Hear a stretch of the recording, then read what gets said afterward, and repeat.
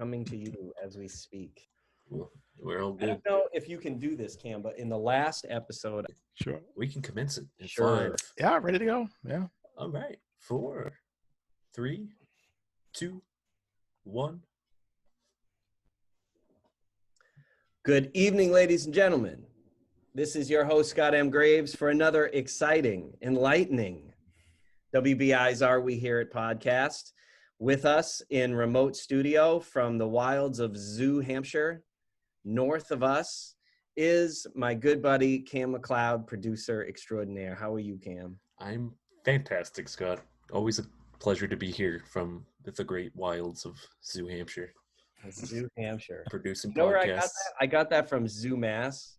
For those that know New England at all, you know, you got UMass, but some people like to call the flagship campus Zoo Mass because it's got a little wild and crazy, the partying and everything there. So that's Just how a I little feel bit. about New Hampshire after owning a business there for 5 years. That's fair. I think that's a fair way to describe it, honestly. Pretty wild place. We have a very special guest tonight. I think Cam would agree. Yes, I definitely agree. I recently had an opportunity to meet this gentleman, and he's taken it upon himself to run for public office in 2020. What am I doing? Fellow citizen of mine here in the chair city, the fair city of Gardner, Massachusetts. Gardner. Bruce Good old Chester, Gardner. how are you, Bruce? Hello. Good, Scott. Thanks for having me on. Appreciate it. Well, I'm really happy to have you here. We had a great conversation about a month ago, so I guess Yep. we'll dive right into it. Why don't you start by letting the listeners around the nation know a little bit about you? Well, I am native to Massachusetts. I grew up in the town of Lunenburg, which is only about maybe 25 minutes, a half an hour east of here. I'm ex-military, and I spent 20 years in the Massachusetts Army National Guard, and I actually started off, I joined the National Guard in order to pay for school. Okay. And it worked like a charm. And I ended up going to Salem State College, or Salem State University now. And I graduated with a degree in theater, believe it or not. So I am a trained actor. I started doing theater actually as a young teenager, about 13. From the age of about 13 to 15, I worked at a professional theater company in my hometown. Had an amazing time. Was able to kind of continue that in college. I come from a very deeply faithful, and I use that word specifically. People say, "Oh, are you religious?" I said, "No, I'm faithful." I am a pretty devout Christian. Grew up there. Doesn't mean I'm perfect, you know. Mhm. So just getting that out there. We're not judging. Yeah, right? I mean, nobody's perfect. Nobody's perfect. Yeah. Besides, if we're all perfect, life would be boring. Yeah, right? Where's the fun in that? I'm telling you, right? Anyway, so I'm the youngest of 5. All my siblings live in the Midwest. I'm the exception, but we talk all the time, so we're very close, which is nice. I still have a lot of friends in Lunenburg. My parents are buried there, not too far from where I grew up. So I do get back there. I was just there the other night supporting another candidate, Kathy Clark, who's running for state rep in that district as well. And so it was a nice place to grow up. And so probably the short version of my story is that I stayed in Massachusetts because I had started a business with my brother.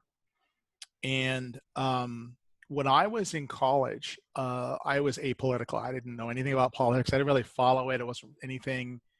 I made sure I voted, but I, for the most part, it wasn't anything I really followed. You know, it didn't really interest me that much. And when I, over time, I discovered that most of what I believed in led me to both from my faith and just basic common sense understanding, and from the business I was involved in, which was full of a lot of people who had made had a great deal of success starting from very humble beginnings, which is kind of the way my father was actually a leader in the same business. I was actually in business with him and my brother.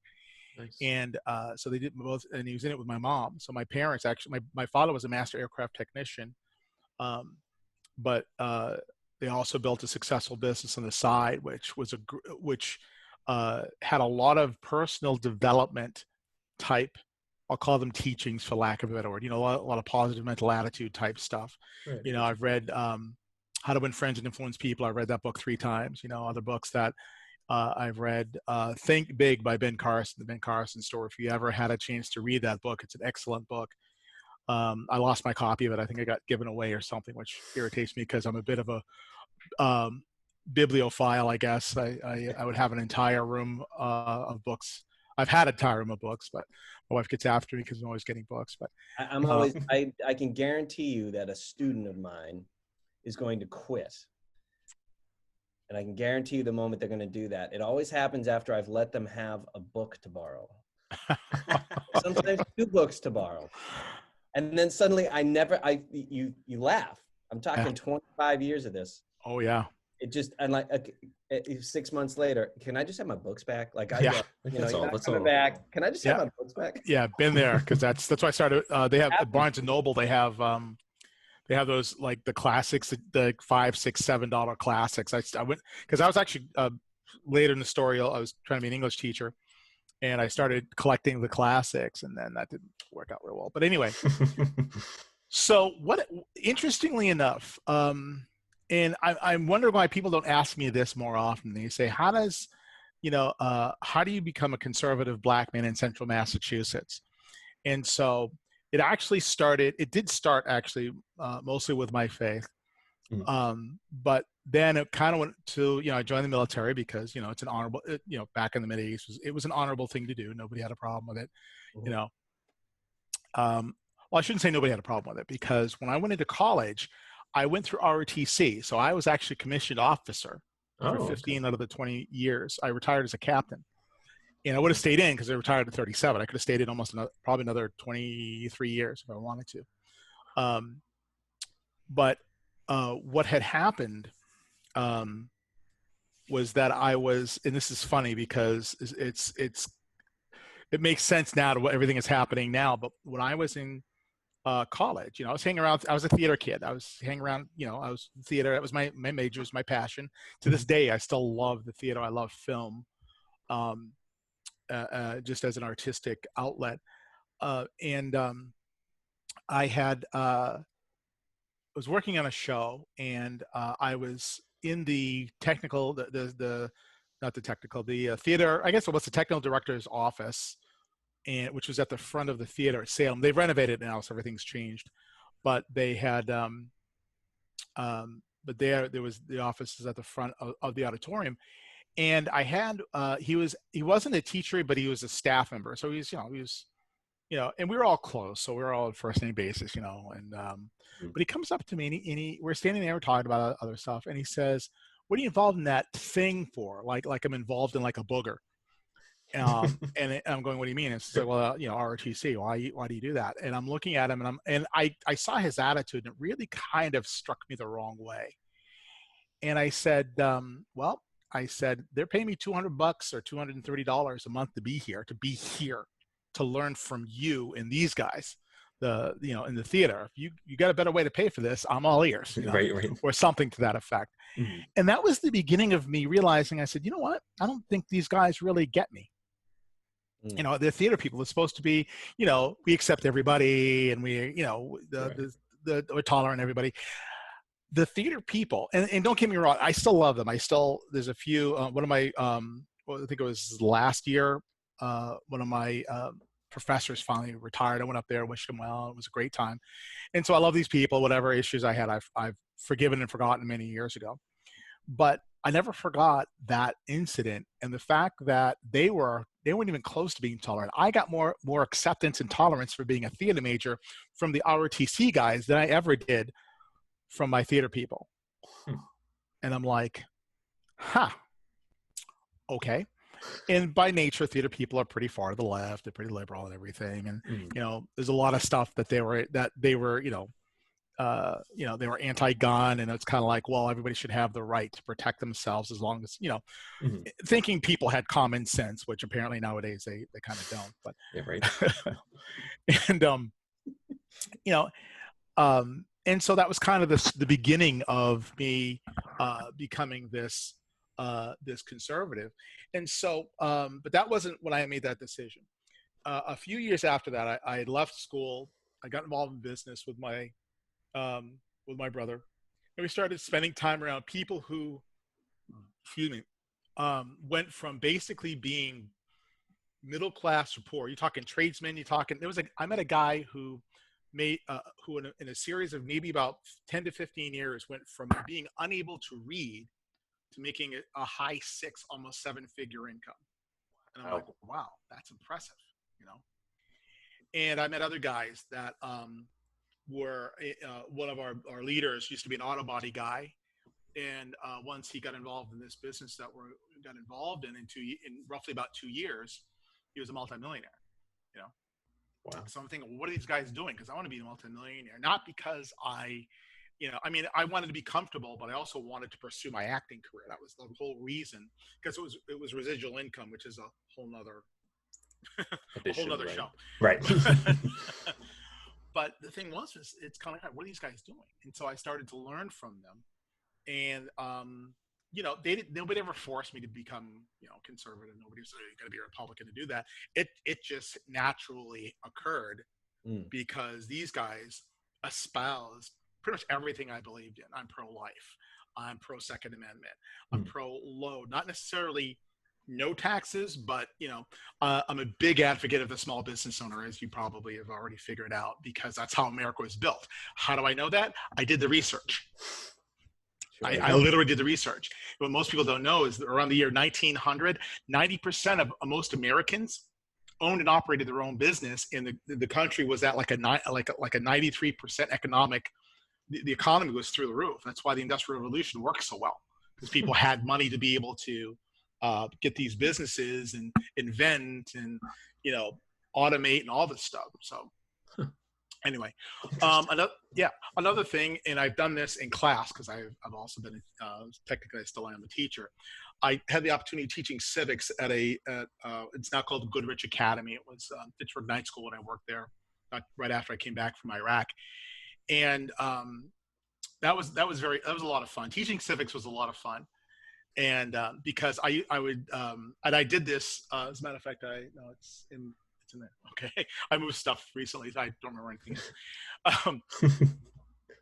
Here's what most people, if you were to go up to somebody and say, where in the United States Constitution does it say separation of church and state? Any idea? Throw this out there, you guys. It doesn't explicitly say it. Doesn't say it at all. The only time the United States Constitution refers to religion is in the First Amendment, where it's the freedom of religion. The concept and the verbiage of separation of church and state was actually written to a group of Danbury, Connecticut Baptist ministers by Thomas Jefferson, where these ministers wanted to establish the Baptist religion as the official state religion of Connecticut. Thomas Jefferson says, that is a bad idea. Don't do that. There's a whole reason we left England. We left England so people did not feel that they were required to worship a certain way, religious freedom. Our founders were the grandchildren of people who fought the English Civil Wars, and very much so they heard those stories of what happens when religion is used for intolerant means. Yes. And on both sides of the war, interestingly enough, whether you were a royalist or a roundhead, it ended up becoming all for naught. And so multiple groups of people leave England and come here, whether they're royalists or they're roundheads, and they resettle here, and that's where that comes from, right? Yeah. That residue of, it's probably not a good idea to have a state Yeah. religion. It really isn't, because that's the beginning of our concept of individual freedom. So anyway, so I learned that, and I had to teach people that, my students. I also asked them this question: how many constitutions are there in American government? Any idea? I'm going to say that, and I might be off because of a few territories or whatnot, but at least 51 is the 51 states constitutions plus our federal constitution. Right. And most people don't know that. And here's the thing. I know what your faith is, and whatever it is, that's fine.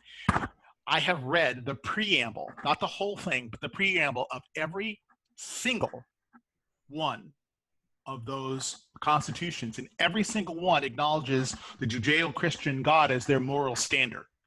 Okay, most people don't know that. They say, "Oh, rewrite the Constitution." It's like stop messing with the Constitution. There's nothing wrong with it. Leave it alone. It's fine the way it works. Because it is what it is. Yeah, and it's worked for the longest time. I mean, it's the longest standing constitution in modern history that's been unchanged, or at least changed very little. Right.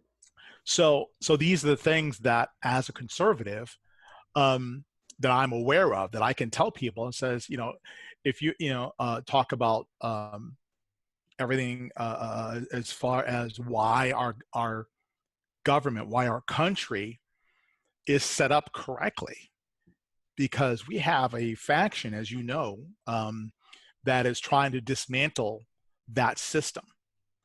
And you can't really drive something. Like, my father was a mechanic. He taught me a lot of what I know about being a mechanic. Oil changes back when you could do that, when you didn't have to have $15,000 worth of computer equipment just to change your oil. Yeah, right. Very simply, you can't fix something while you're driving it. Okay, you Fair can't. enough. I mean, there have been guys who have gotten a car on two wheels and changed the tires while the car is moving.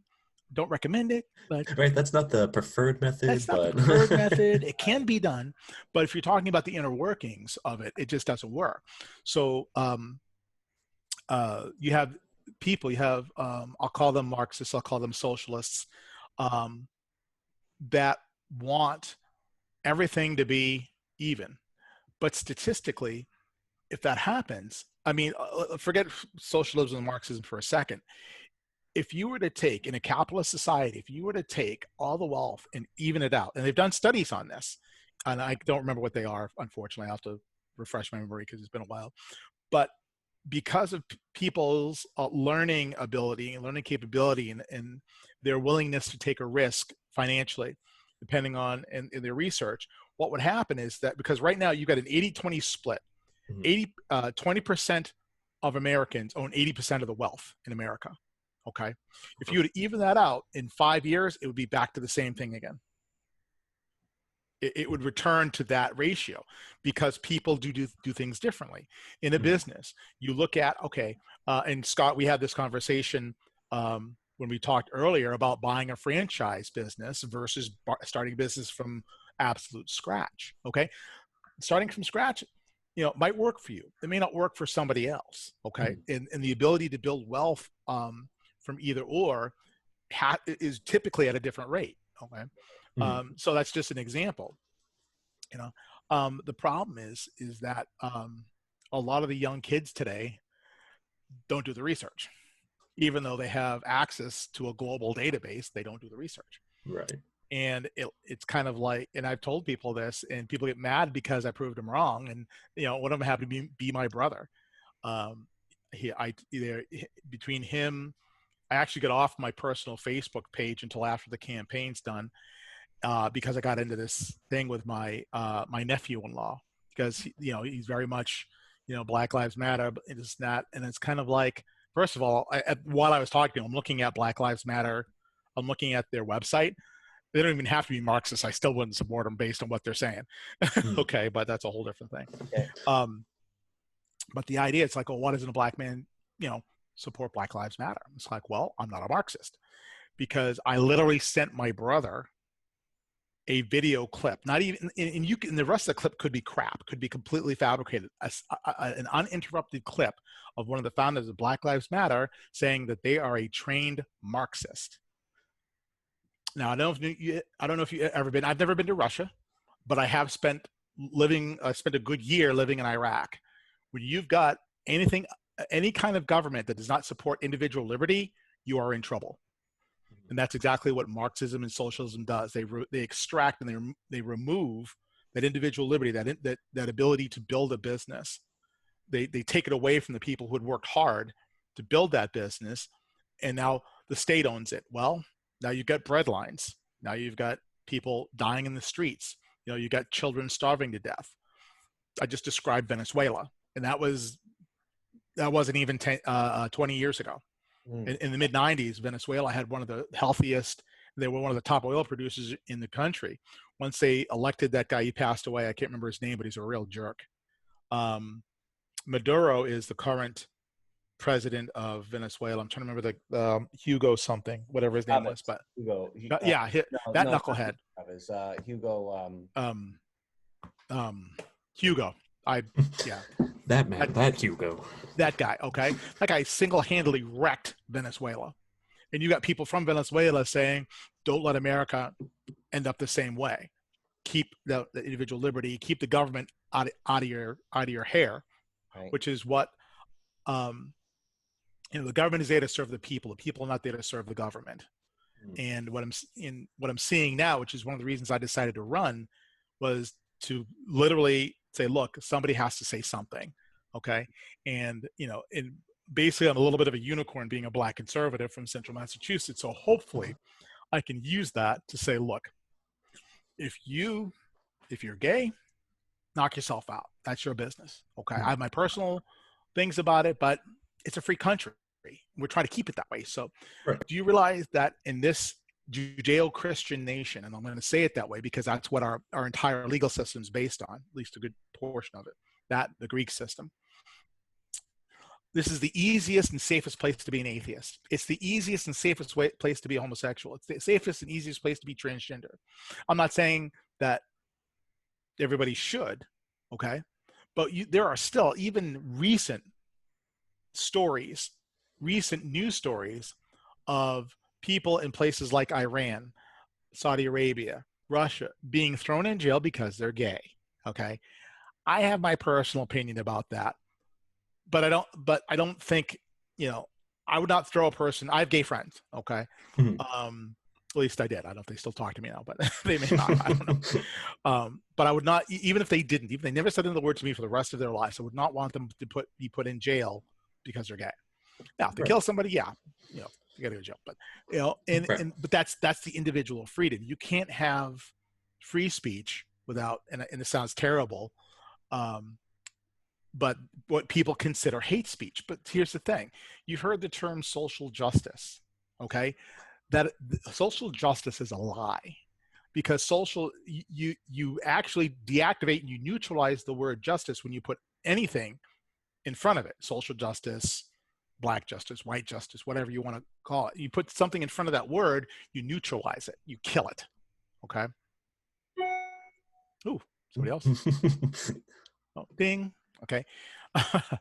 The only way to have a place where things can be free, things can be equal, is where you have equal opportunity. There's a movie coming out. I don't remember the name of it. I'm trying to remember the name of the woman. I wish I'd, but it's about this woman, this Black woman, and she was one of the earliest known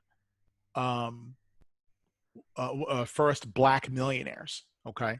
And she made it through, she started off with hair products because she was a cleaning woman and she would use things on her hair. She had really thick hair and she was trying to work it and nothing worked. Her hair was falling out. It was just a mess. So she made a decision to be able to create this formula, and most of her clientele were Black women, most, probably all. But she actually became a multimillionaire by the early 1930s, which was unheard of. Damn. Right. Okay. At that time, right? Yeah. The same thing with the the Aunt Jemima character is based on a real woman who actually, because of that, her family is very wealthy, and they're actually suing, I don't know who it is, Pillsbury or the company, Whatever, right. because they're trying to take it off. They're trying to take her image off of that. Right. Yeah, I mean, Herman Cain, God rest his soul. I was so sad to see that he passed away, but Herman Cain is a great, he's a great success story. So he was a multimillionaire because he worked at it, you know. And that's what you find. You find that people who are opportunity, they have a dream. I knew a guy once. I didn't spend a lot of time with him because he was very, very wealthy and very, very successful. What he did, but I did get a chance to meet and talk with him on a few different occasions. He passed away January of 2019, a man by the name of Dexter Yeager. And he was, if you've, network marketing, multi-level marketing, all that stuff. He was the number one guy and had been for, I think, over 3 decades. But he'd written books, he had talked to people, and he literally taught people how to deal with other people, to keep things positive. And basically one of his great quotes, great taglines, what do you want to call it, was don't let anyone steal your dream. Everything around us, no matter what you feel, touch, wear, whatever it is, at one point was somebody's dream. And they were able to pursue that dream and develop that dream because they lived in a free country. If you ever go to a socialist country, there's no incentive. There's no reason for anybody to say, hey, I want to do better. If they want to do better, they got to get out of that country. They got to go someplace where, like here, to be able to have a dream, build a future, whatever that dream is. And people say, well, what is the American dream? The American dream is dead. The American dream isn't dead. The American dream is subjective. The American dream your American dream is different than my American dream. Right. Okay? My American dream has actually changed over the past 20 some odd years. Okay. Right. And that's what people don't get. They look at what's wrong with America. They look at what's wrong with the situation. They're not focusing on what's right. It's like, look, as long as you have people, human beings, you're going to have racism. You're going to have, evil. You're going to have people breaking the law. You're going to have, good schools. You're going to have bad schools. You're going to have great businesses. You're going to have people that are absolutely terrible people. Okay. But the idea is that you don't throw the baby out with the bathwater. Okay. You don't defund the police if you want better police. Okay. Whenever you take money away from something, what happens? You can't do anything with it. It's useless. Okay. If they took what if they say defund the schools? What's going to happen to the schools? Schools aren't going to be all that great, are they? So see, this is the lack of common sense in this whole narrative that's happening. And people say, well, that's not what we mean. It's like, well, change what you're saying, because defund literally means unfunding, removing funds from the police. But isn't then the idea to then spread it? Like, and I'm not trying to say I'm an expert in anything. No. Obviously, because like we're saying, we're not perfect, but my understanding of the defund the police from that point was then to spread it to in this case kind of grow to this to then try to grow to this challenge that we've not challenge, maybe more I should say problem that we've uncovered more. That's how I understand it. Well, here's the thing about that. The problem with that is that if you first of all, you can't grow something without fertilization. Okay, it just can't happen.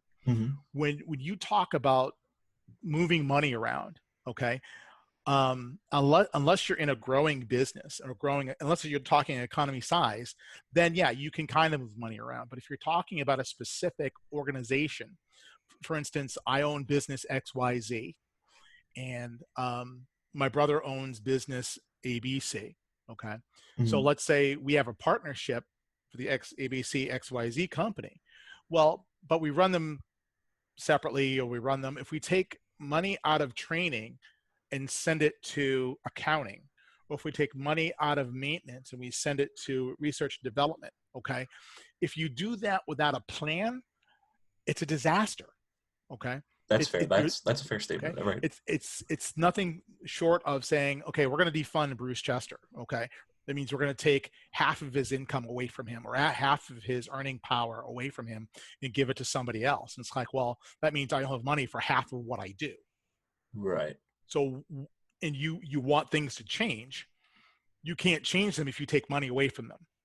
You just can't. You can't build a new road if you take money out of the budget for the roads and give it to something else. You can't train or retrain or recertify or upgrade a police department to maybe having non-lethal weapons, the non-lethal weapon training, and how to interact with, okay, you're a white cop in a black neighborhood. Here's what you do. You go, you talk, you relax. You're not looking for trouble, okay? You have a guy who's high on fentanyl and meth, and he's trying to pass a bad check or a bad $20 bill, okay? You address it. He says, oh, I have asthma, having trouble breathing. If you've done any research, you know who I'm talking about, okay? We got to go to, okay, let's get him an ambulance. Get him in the ambulance, get his health and life settled, and then we can charge him with a crime, okay? Because if he's dead, you can't charge him with a crime. It's kind of backwards, okay? So had that happened that way, things would be very, very different right now, okay? So we have a cop that apparently had some bad blood with this guy and knew this guy beforehand. Then, that's a problem. And that's a problem that's recognized. It's like, look, you can't use your authority for a personal vendetta, okay? And you can cite different, I'm sure it happens a lot more than we hear about, okay? But the flip side of that is like, okay, we've had this incident happen. And so now it's like, all right, first of all, what the cop did was wrong. No question. There's not a single person that's questioning that, okay? The reaction to what happened was unreasonable, to put it lightly. Why? There are murals all over this country of a man who, when he was arrested, was high on fentanyl, high on meth. He was a known criminal. He was not a very nice guy. But because he was a victim, he is now considered a martyr and a hero, okay? That frustrates me. So there's a lot to unpack here. So I want to go through some of this. Yeah, that's true. That's true. I kind of got off on a tangent there. So no, it's good. It's good. Let's get back to talking about me. Oh, great. But I want to unpack. No, I'm just kidding.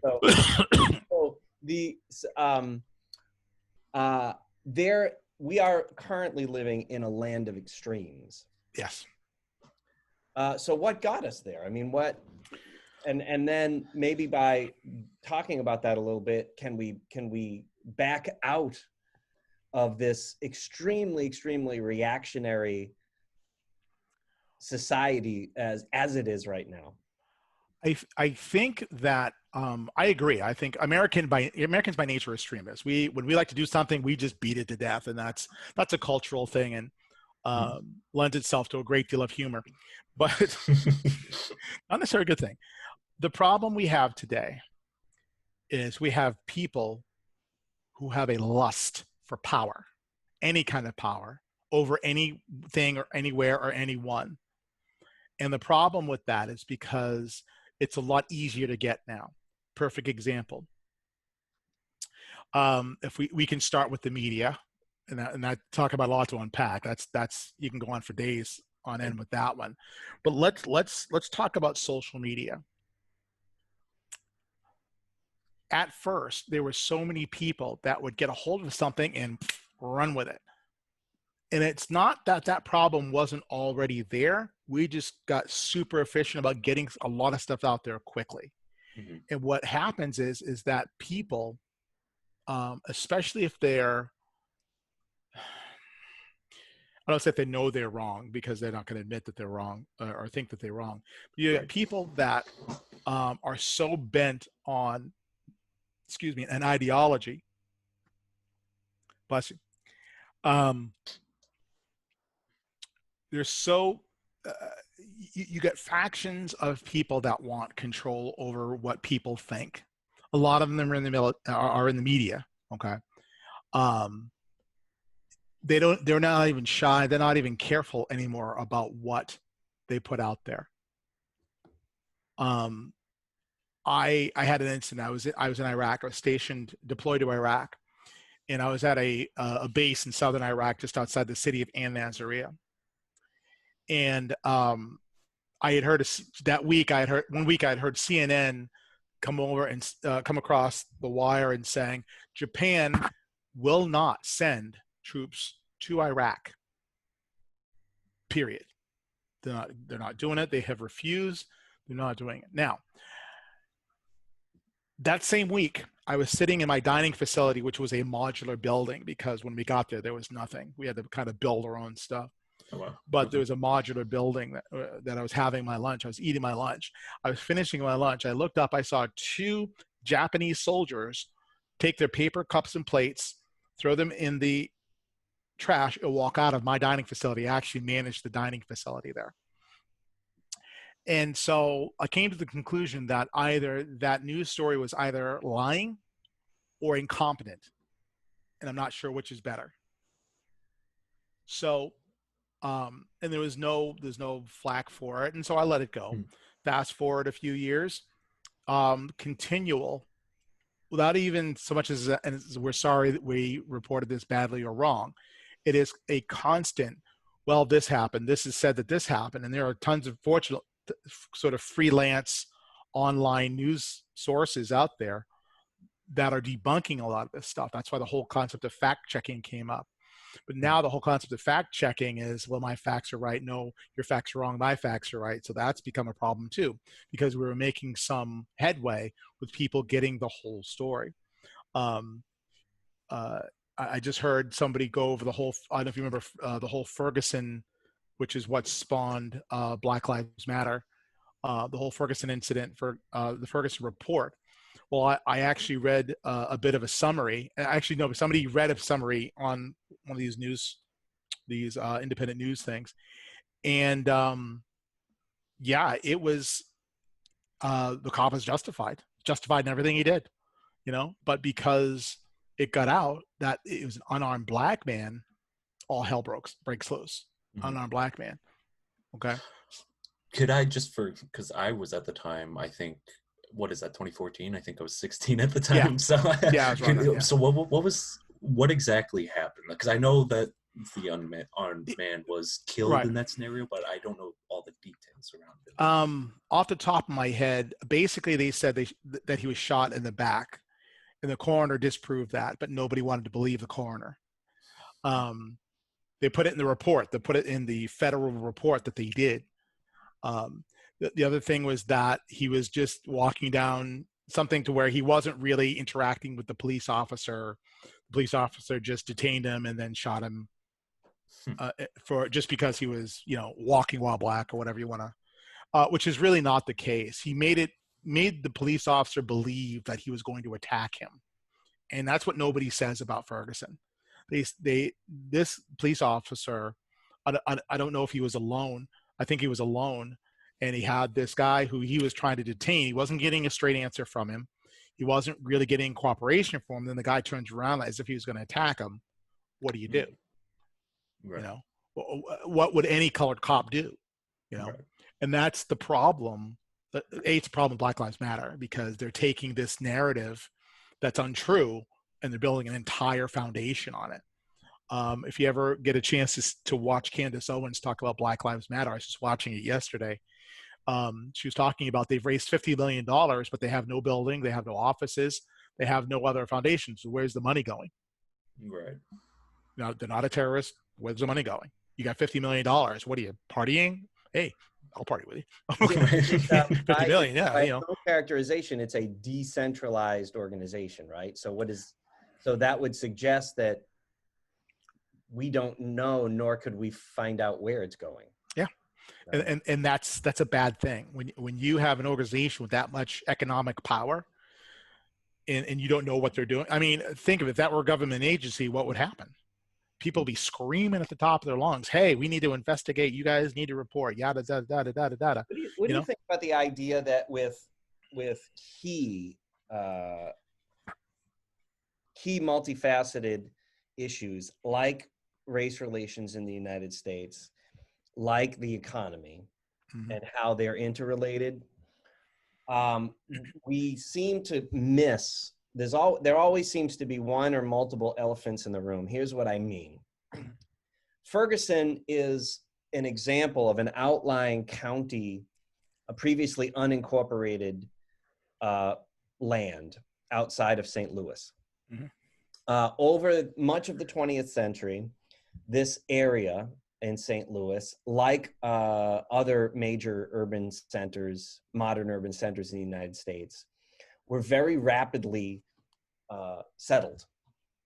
And it was driven by this economy, like you talked about, that sort of that really gets winding out in the dawn of the 20th century, and it really with gross exceptions like the Great Depression. We're still expanding from a standpoint of people. People are moving, white and black, to these major urban centers as we urbanize as a country. And then at some point, mid 20th century, we start to, after World War II, we start to encourage through policy sprawl. And we create in this grand urban planning experiment that's been the second half of the 20th and the beginning of the 21st century, the America that we know now from an urban planning standpoint, right?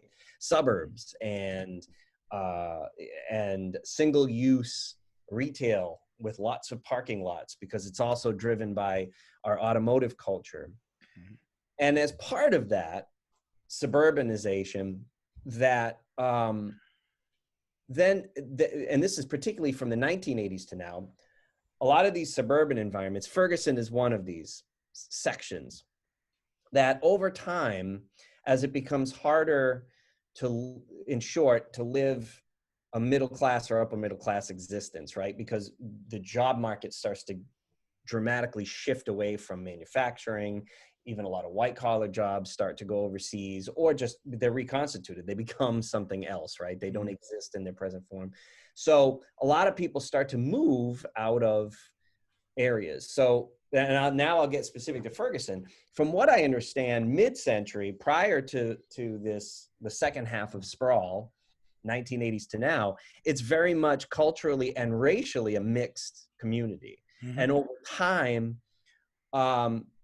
time, that shifted, right, to the Ferguson that we see now. Mm-hmm. At the same time that's happening, it's the same time as Ferguson becomes a majority African-American community, this shift away so all of this was built with initial grants at the state and federal level, the infrastructure to create all this sprawl. And it worked as long as the communities were full. And as soon as people started to move away, because the jobs start to move away, there's no one there, the tax base isn't there to pay for all that infrastructure. Right. Furthermore, any companies that were left, usually, especially if we're talking, large box retail and the like, you and I have talked about this before, this sprawl was all predicated on job growth. However, the incentive for companies to move to these areas is generally, you give us significant reductions or eliminations in our property taxes or other taxes, and in return, city, you got to pay for the infrastructure that I need for me to relocate here. So basically, from a municipal standpoint, we're building insolvency into the project, right? Right. Mm-hmm. Because 20 years from now, we're going to have to replace the sewer lines and the electric lines and so forth. So what I'm saying is this runs parallel. Ferguson is a prime example, but is by far not the only example of this racial change, this socioeconomic change, and at the same time, it's all happening with a bedrock of bad urban planning. because we get to a point, 2020, where we cannot pay adequately for police, fire, EMT. We cannot pay adequately for the water systems that are degrading, for the sewer systems that are degrading, for the energy systems that are degrading. Mm-hmm. And most of the good paying jobs that were in the area, they've all gone away to somewhere else.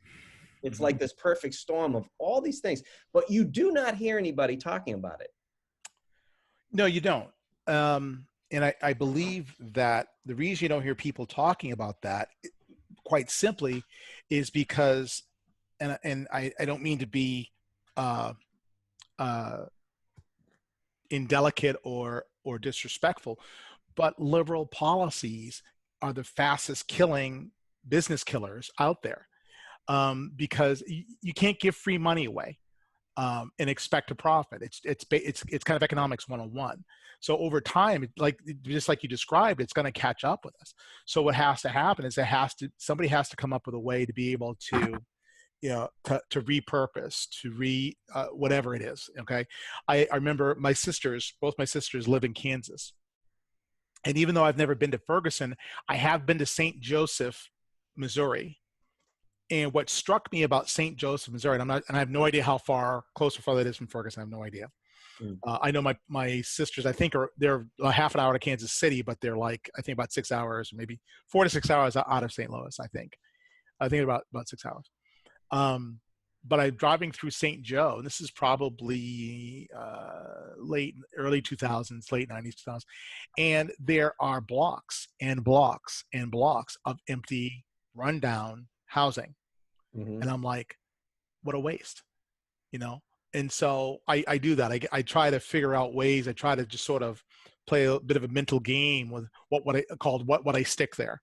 I do it mostly with businesses, but because it's up to the people in charge. Now, I say it that way very specifically because being ex-military, but not just ex-military, a military officer, whatever happened in my sphere, my realm of authority was my responsibility. They go hand in hand. So the people that were, you can't keep people, and you shouldn't keep people stuck. You have to stay here until whatever. Okay, ain't gonna happen. Okay, that goes against everything I just talked about as far as individual freedom. Okay, right. But when you take a look at, regimes come and go, and the deals that were made 20 years ago, may have been the fact, 20 years I'm not going to deal with it because I'm going to be gone or whatever, which is unfortunate. But lots of times we keep putting economic band-aids on stuff. And eventually, they say you can't put a Band-Aid on a bullet wound. Yeah. We've got the bullet wound right now. Yeah. And the idea is that, okay, there's going to have to be something revolutionary put together, multifaceted, to come up with this. So basically, it's the entrepreneur that takes what you have and what's coming and tries to find that middle ground where things begin to work, and sometimes the best answers are found in the past. Or if you take a look at a lot of cultures, Eastern cultures from some Asian cultures, Chinese, Japanese, Korean, people make jokes about, oh yeah, they pile into a van, they drive, from, South Boston all the way to Singapore, they work 14 hours per day and they drive back and they come back and do the same thing. And they're all living in, one dwelling or something, and they're putting up with a lot of crap, but that's called, you want to boil it down simply, they're practicing delayed gratification. They're putting up with the crap now so they can have the good stuff later. Because now if you drive through the town of Lexington is a very wealthy, it's not a cheap place to live. There's a lot, there's no, the bad sections in Lexington are like 6 figures, you know what I mean? That's right. But the majority of people that are living there are those people that 20 years ago did the delayed gratification. They worked 14 hours and they studied 5 hours, they got 2 hours rest of sleep, and they did that for a couple of years. We used to do that. Americans, that was not just an Asian concept. We were doing that back in the day. Okay. And the one benefit we had was because of our style of government, we're able to shrink the time that it took for that instant gratification. So if we delayed gratification, we would have got it sooner than, if somebody was doing the exact same thing. And, even other Western countries like England or France and stuff, where they don't necessarily favor small business owners or medium-sized business owners. Okay? And so it's a matter of, having the government, invest in what. Here's a perfect example. If you would take, I love film. I've always loved film. If I could make films the rest of my life, that's what I would do, the way I want to do them. There's a movie that's coming out called An Honest Thief with Liam Neeson. I don't know if you're familiar with this. Okay. Mm-hmm. That was filmed in Worcester, 45 minutes from here. Okay. I've appeared in 6 movies myself as an extra. Damn. And that's only probably a fraction of the amount of movies that have been made here in the past, probably 15 to 20 years. Okay. We have, here in the Commonwealth, we have what's now a very established and vibrant film industry. Yeah. There's a movie studio right on Fort Devens. Yep. That was 20 minutes from where I grew up. If I knew that was going to happen, I would have, well, I don't want to but Fitchburg State has a very well-respected film department, film education department. So the idea is that people think, oh, they're just movies or this and that. And it's like, well, I mean, I worked on a Tom Cruise movie that was filmed that was Night and Day. It's the name of the movie. I worked on that film. That was a $25 million film. No, it was more than that. But let's just say it's a $25 million film, right? Well, they got to spend that $25 million somewhere, okay? Probably half of it went to Tom Cruise, a quarter of it might have gone to Cameron Diaz, whatever, okay? But the point is that brings a lot of business, and not just, us as actors, getting some extra it supports an ecosystem of various types of professionals. Yeah. That's right. Yeah. Right. Unions, local businesses and all that stuff. And the reason why that happened was because they got a tax credit. It's one of the good things Deval Patrick actually did when he was governor, okay, was initiate and make sure that film tax credit, is here. It's cool to see Denzel Washington drive into a building in Lynn that I lived, a few blocks from when I went to college. And my friend of mine lives like 2 blocks from there. That's cool. But hey, it's Denzel Washington. But there's a lot of overlap for that. There's tourism. I as I said earlier, I went to Salem State. I have a friend of mine who owns Salem Historical Tours up there. So he runs tours of Salem of different reasons. One of them is a TV and film location tour. Okay, that's a small example, but if I were governor, that would be something that I would pay attention to, because there is a lot of money in filmmaking, and it comes from all over the world. So I mean, why LA couldn't make it work, I don't know. They're still making it work basically, but it's kind of like, yeah, you want to spend $25 million? Spend it in Massachusetts. There's a big difference between that. To me, I'll make a distinction. There's a difference between that kind of what I might call transitory tax break, right? Because it's a tax break based on the tax activity of that film. Mm-hmm. That's a lot different, and I don't think that does any damaging. In fact, I think it does nothing but encourage business. Mm-hmm. Another to say, that was kind of my point, was to encourage the business. Yeah. Do things that like an example of a tax credit that personally I don't think is correct is one where we say to somebody, we're going to poach your big box business from this other community to come to our community. And you say, well, I want some sort of tax break then on my property taxes. In exchange, though, that new location, I need a sewer line. Yeah, there's more, right. Water. Mm-hmm. So I agree with you. If I'm the municipality, I'm automatically building insolvency into my urban plan. Right. Mm-hmm. 20 years from now, after those tax credits are done, I don't have any money to pay for that. That's when you have to start saying, well, those water lines are going to need fixing. Yeah. That sewer line is going to need improving. That road's got to be repaved. Yep. Whereas if we focus that energy sort of in our urban core or places like you just described, which I agree with you, having traveled this country as a jazz musician for nearly 2 decades, there are whole neighborhoods. I mean, whole sections, what in New England, we might call them towns or villages.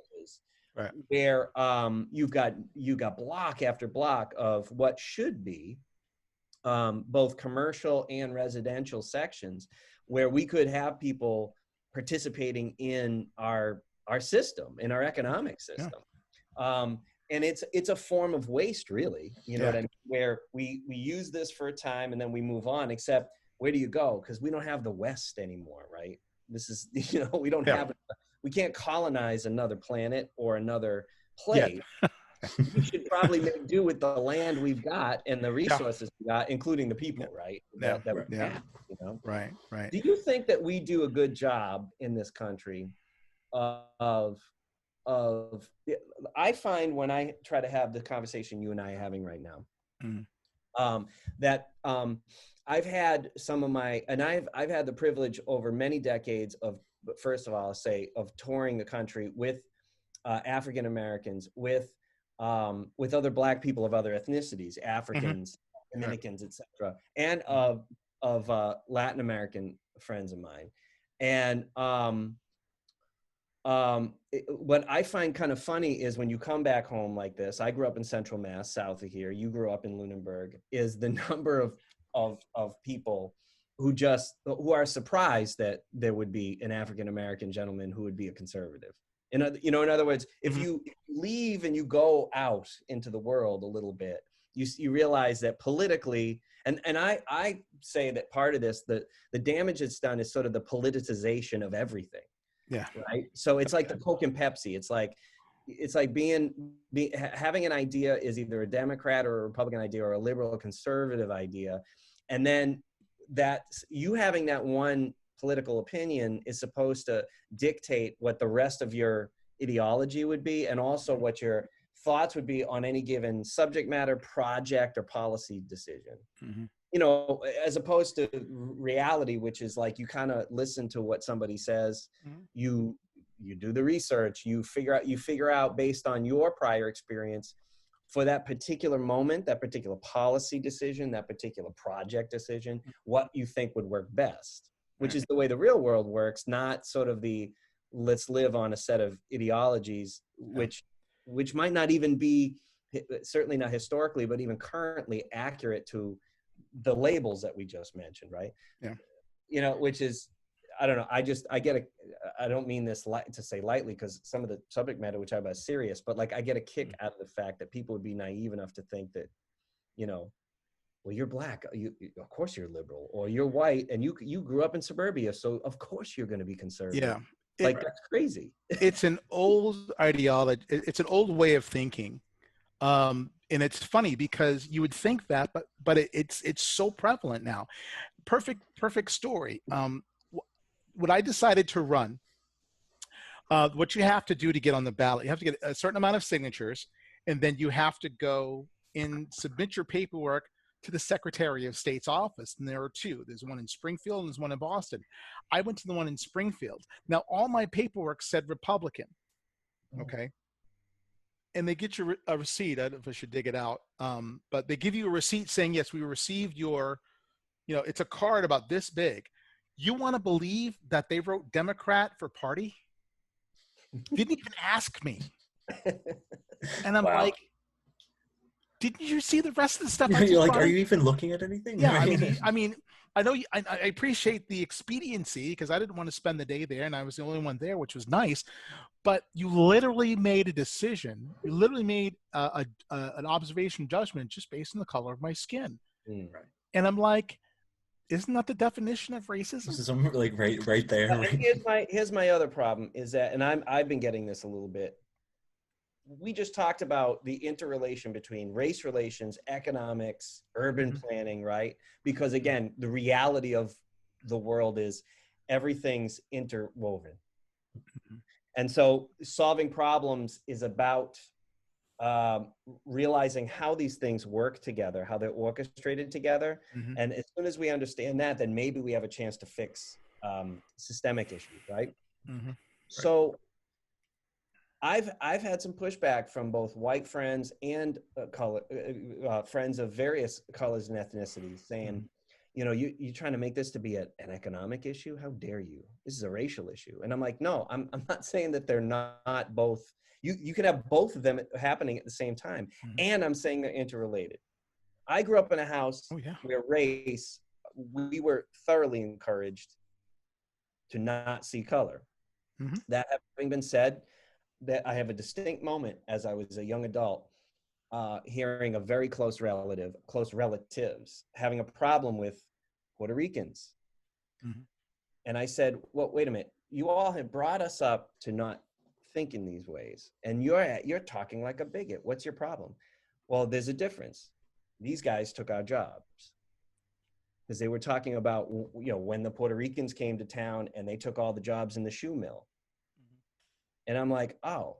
And so you start to realize, it's a fluid situation. It's both, right. Race is fluid, ethnicity is fluid, the way the economics, personal and institutional economics play a role in how people decide how they're going to behave and interrelate with each other. and it's vicious sometimes. It is, and it can be. Here's the interesting thing. Not every Black person, but I would say the majority of Black people that make probably above $70,000 a year are more than likely conservative. Why is that so? Because exactly what you just said. It's the economic element, okay? Yep. Because if you take a look at and I don't want to say that they're college educated, because college has now become indoctrination centers. But if you take somebody like Charles Payne, or Herman Cain, or Ben Carson, or you could have a variety of other Black, and they don't even have to be Republicans. But there's a better than average chance that they're conservatives, simply because they understood the economic effect, okay, that most people of color never escape, okay? If you take someone like Ben Carson, okay, long before he was secretary, I think he should have been Surgeon General myself, but long before he was that, he had grown up in a very poor environment. He had grown up with just his mother and his brother. He was really going to quit school because he didn't like school. He didn't really want anything to do with it. And his mother inspired him to grow beyond where he was, to say, look, you are going to stay in school. You're going to do your homework. You're going to get good grades. And she instilled, had nothing to do with the color of her skin. She said, you're going to work your way beyond where you came from. My father did the same thing. My father was a large family, lost his father when he was 8 years old. Okay. He was always learning. He's always, he was probably an average student, but he stayed in school. And he went to trade school, and then when he did a trade machine. He was a machinist for several years, and then he got married, did the whole thing, and then decided he hated being a machinist. And my mom said, "Well, what do you want to do?" And my dad said, "Well, I want to work on planes. I love planes. I want to work on planes." So he went back to school at the age of 30 to be a master aircraft technician. And so, and get this. When I was born in Fitchburg. I lived in Fitchburg until I was 4 years old. That means my oldest brother was 14, and all my other siblings were in between. My other brother is 4 years older than I am, and I have two sisters. And my parents made a decision that says, we don't want to stay. We want our own house, because they lived in a duplex with 5 kids. Yeah, exactly. It says, no, we found land. We got land in Lunenburg, and they built a house. My father wanted to build a house, and my father made sure that the house was adequate, because originally it was just a simple split level, 3-bedroom on the top, and then, basement. We finished the basement with other rooms and stuff. And originally one of the rooms was supposed to be a 1-car garage. Well, despite the fact my father hated sleeping in the same building as a car, he said, nope, just make it a regular bedroom. And years later, they put a door in it. But the idea was that, okay, he's setting this up for his family, so his family has a nice place to live. We did. But what most people don't know, and for some reason my oldest brother has forgotten this, is that because we lived in Lunenburg, my father worked at Logan Airport. So my father was driving back and forth. He was on the road about 2 hours a day. Mm. Yeah. Which was a lot more rare back then, because most people would have worked locally, right? They would have. Right. They can't think, oh my God, driving to Boston. Oh my God, that's insane. He's traveling to the moon or whatever. My father said, not a big deal. And he did that because he had 5 kids to feed. So, but not only that, when we moved, he got that job right as we were moving into that house. He was one of the highest wage earners, one of 4 Black families that entire town. He was one of the highest wage earners in Lunenburg when we moved there. Yeah. And my father gave me, when I went off because I joined the military at a very young age. I joined at 17. Even before, I was able to do split training. So I did my basic training in the summer of my junior year. And then I went into senior year, went back to high school, went back for training, went to college. But my father gave me probably one of the best pieces he gave me 2 of the pieces of advice I still use to this day. The first one was, he told us long before I went in the military, he says, never let color get in the way. Those were his exact words. He said, never let color get in the way. The second thing he said before I went off to basic training, he says, any kind of person you can imagine exists. And those are the two, probably one of the greatest pieces of wisdom my father ever imparted to me, because they've taught me how to handle different situations, realizing that, you know what, there's somebody that I didn't imagine, Right. but they're just a different person, different mindset, different experiences, and all that. Yeah. And so I never let color get in the way. I mean, I couldn't understand why I didn't date a lot in high school, which is, I probably did the best, I guess. That's what I've been told by my siblings. I don't know if that's even makes any sense at all, but I don't know what that means, but I'll take it. It's fine. But much beyond that, I had a storybook upbringing. I had friends, all white, never thought about it.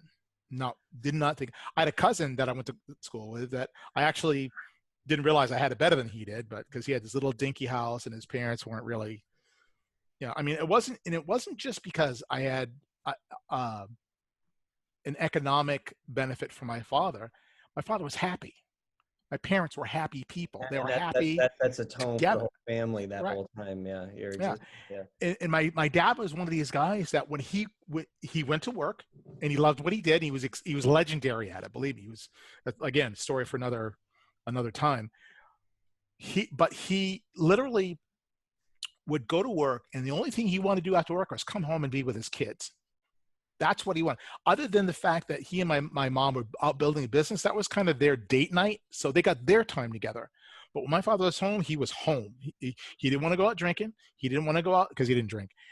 He didn't want to go play cards with friends. He didn't want to, be left alone. He wanted his kids around. He would play games with us. He would do things with us. He somehow, between everything, found time to coach my junior high school basketball team, or assistant coach, because our original coach wasn't very good.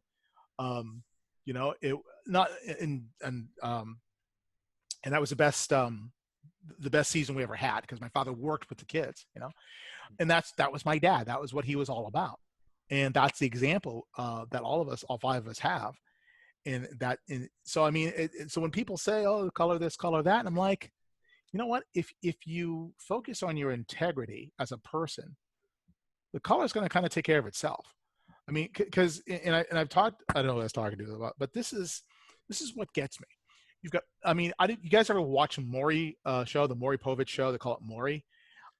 I wonder about this guy a little bit, because he seems to enjoy his show a lot for some weird reason, but he brings these people on there. Most of them are black. There's a few white people, but most of them are black. You've got these women on here that are trying to find the father of their child. The child is only maybe a couple of years old. Sometimes it's not even a year old. Okay. And I'm thinking, all I can think of is like, how many people did you sleep with? Or you can't remember which child is whose father's which. Personally, I try to stay away from these shows because I stopped watching it. I had to. I couldn't stand it. And because, as we were talking about the media earlier, it's not, let's put it this way. I'm a jazz musician. It's not high art. Okay. I mean, it's not, just depends who you talk to, but okay. That makes me a snob. But like there are shows that are trying to, they're trying to show people living up to a certain stereotype, whoever that person is.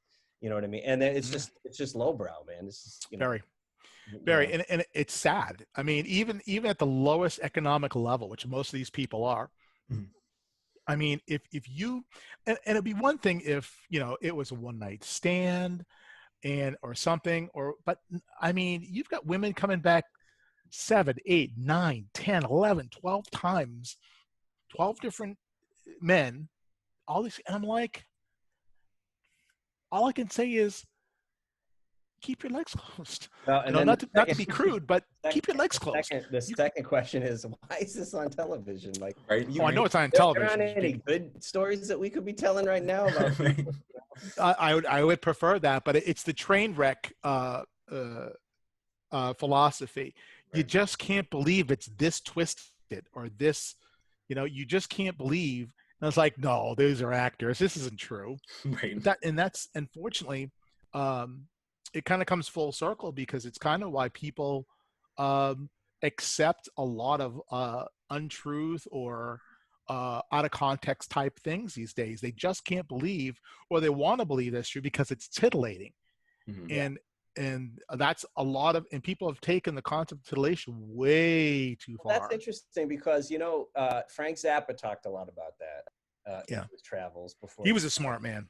Yeah, well, and he was a very smart man. And he talks about how so much of this, what people are considering to be entertainment, even some people who are considering certain types of highbrow entertainment, that at the end of the day, it is all really just titillation. Use this in a variety of ways, not least of which to describe, to sort of explain why we are a country, that as an example, will have a problem with certain pseudo-sexual art, and yet violence is no problem in mass. And right now I'm talking about predominantly mass media, whether it's television or film or music, right? That violence is no problem. And that there's a certain kind of sexualization that's a problem, even though other types, the titillation part, that's okay. It's pornographic is okay, yet the what generally might be considered high art sexuality is not okay. Yeah, right. Yeah, it's a really backwards way of thinking. My daughter went to school out in North Adams, Mass College of Liberal Arts, and then she had spent some time living out there, and she got a job. She doesn't live there anymore, but she got a job at Mass MoCA, which is a really impressive place if you've never been there. It's actually pretty cool. Yep. There's some really neat stuff there. Modern art museum. Yeah. It's the largest repository of modern art in the United States, because it's like the size of it used to be like an electronics plant. The buildings are the place is just enormous. Wow. They had one, and I saw I don't know if you ever watched Prager University videos. They're pretty interesting. But there was one who was telling why, talked about this very thing. What was once considered high art is now basically scatological.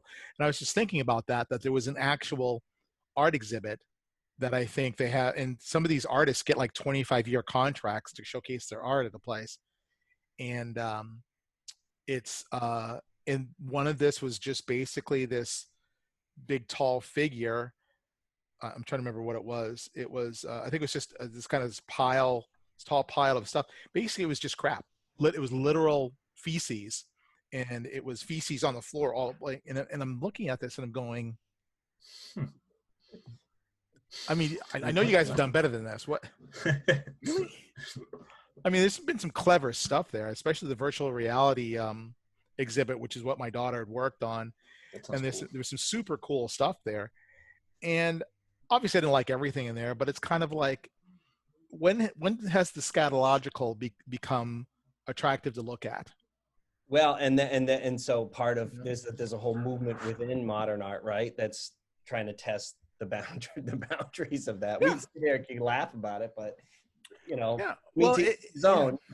But yeah, and I would never try to stifle somebody's creative, but what's considered good art, what's considered bad art is really just there were standards at one point in time. Now it's just somebody has a painting and it's got great lines and it conveys the emotion with the coloring and the brush stroke or the sketching, or if it's a sketch or it's whatever, it's becoming a lost art, really. Yeah. A lot of it for me is the regardless of the subject matter is it conveying some level of consciousness and of craftsmanship? You know what I mean? Yeah. So it does not at all have to be aesthetically something that I find pleasing, but when I can't find any ounce of craftsmanship in it, I just, that's when I start to have a hard time respecting it, or I just want it thrown out. You know what I mean? Yeah. It's like I keep telling my daughters, if I can sit here and I can write this tune out for you in the time between I heard it for the first time and when it's over in like 3.5 minutes, because it's radio ready, there's probably not a lot that went into this. Now that doesn't mean that, like, complex music is the only good art. Right. Simply saying that if I don't have to think about it, right, write this all out for you and go here, then there's not a lot of craftsmanship involved. Yeah. So it might have some kind of market value, it might have some kind of aesthetic value, but it's not very high. Right. No, that's very true. And it's the same with any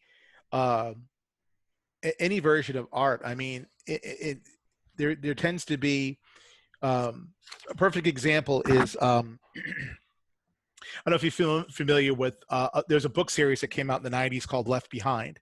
Um, there's been a few movies based on the series. I read a good chunk of the series, not the whole thing, but it's basically biblical scriptural fiction. You know, it's a story based on things that happen in the Bible, and it's modern. You know, and it was a great read. I couldn't put it down. It was just a really easy read, and so I was excited when they came up with the movie to see, okay, how do they convey? So if you look at the first actual movie, it was very much an independent film and had that feel, you know, wasn't, but it was so well written, and it had everything. It had intrigue, it had romance, it had love, it had danger. You know, it's you sit and watch it. It made you think. There was mystery. You know, it had it all. Right. You know, and but the thing was that they took the source material, which was the Holy Bible, and that's what it was based on, and they didn't you know, they kept it the way it was intended. Sometime later, I think it was probably around 2012, Hollywood decides to try to cash in on this, so they do a remake of the movie. It was terrible. Not the fact that Nick Cage is in it would have made any difference, because I actually like Nicolas Cage, but and he's got some good movies. He's got some good ones. Yeah, you know, but this movie was, and it wasn't even his fault. It was just bad. It had none of it was basically an airline disaster movie where people disappear, and that was it. And I'm like, oh, I think I know what movie you're talking about. Yeah, and filmed partially here in the Boston area, right? No, I know the one you're talking about. You think of Knowing. Oh, that's right. That's another Nick Cage. I actually have that movie. I saw that in the theater, and it's funny. It's funny you bring that up, because that movie is kind of almost the same idea. It's a little different. I actually really enjoyed that movie, except the end. I thought the end was very weak. But the premise and the setup and the execution was very, very good. And it's not. And it's not that the movie was filmed here. It was actually filmed in Australia, but it takes place here. Oh, that's what it is. It actually takes place in Massachusetts. 20 years ago, so. Yeah, that was, I think that was 2009. Because I remember, because we went, my wife saw it and said, oh, let's go see that movie. And so we went and saw it, and they actually lined up the movie with when it came out with the season. So it was just, but I actually have it on Blu-ray here, and so it's fun to watch, you know, because you know you see how this sort of totally random kind of event is going on. Then you eventually see how it unfolds, and that's what you want in a movie. You want to be. I judge a movie, you know, similarly like what goes into it. If I can't guess what's coming next, it's a good movie. Because I want to be, you know, I'm entertained by saying, "Oh, I didn't see that coming." It's telling you a story, right? Yeah, you know what I mean. And I love a story. I mean, yeah, because you don't necessarily want the story to just comfort you. Right. You know how smart I am. I can predict everything that's going to happen. You know. Yeah. You know. Oh, well, I want to. You know, that's what makes the time go by faster. You know, and so it's kind of how I write. I've actually published 3. I'm getting ready to publish my 4th book. And that's kind of my style of storytelling. It's not bombastic, but I want it to be interesting. I want you to have that very same element. And sometimes if I'm sitting and I'm writing and I'm going, gee, writing the actual story, and I wonder what's going to happen next. I know I'm on the right track. Right. I don't know what's going to happen next, and that's good. I have to kind of invent it as I go, you know. So I've got a friend that's waiting for me to write the sequel to my first book. So, but this podcast is about. Or was about. It's about a whole bunch of different things. Really. Everything. Covered a lot of stuff. But it is in part about the fact that you are now running for state rep for our local district up here in North Central Mass. Mm-hmm. And so, is there anything else that you would like to impart on potential voters that are listening or will be listening to this podcast? Yeah, I want to tell them that my purpose for running is to get the work done that the district deserves. I want to make sure that if you want to start a business here, that you have the ability to do it. If you, if you're looking for jobs, if you have a problem, if you don't think that government is listening to you, my goal in running is to be the guy you can come to be able to solve your problem, to pass legislation that makes sense, that to not waste taxpayer money. If I have the ability to get a handle on government spending, that because we're one of the wealthiest nations, we're one of the wealthiest states in the entire country. There's no reason why anybody in the state should really go without.